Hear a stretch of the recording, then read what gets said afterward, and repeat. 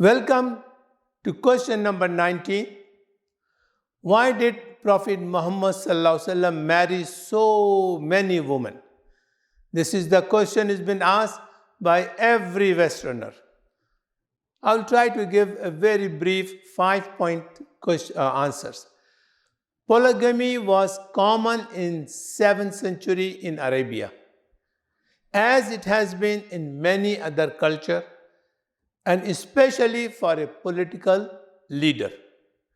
For instance, in the Hebrew Bible are described as having multiple wives, and the kings of Israel are depicted as having harems numbering in some cases into hundreds of wives.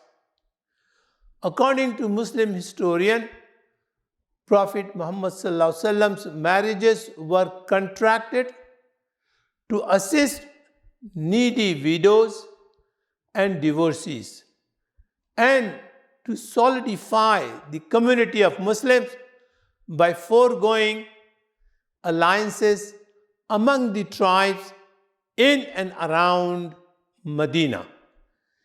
In light of the time and the place, there was nothing wrong, nothing unique and unusual about Muhammad ﷺ marrying several women.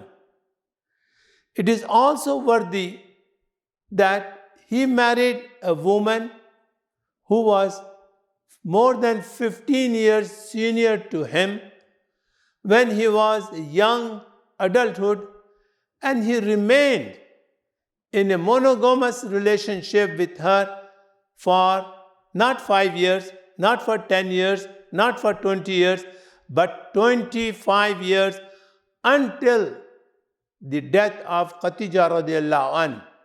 At that time, Muhammad sallallahu alaihi wasallam was nearly 50 years old. Thank you.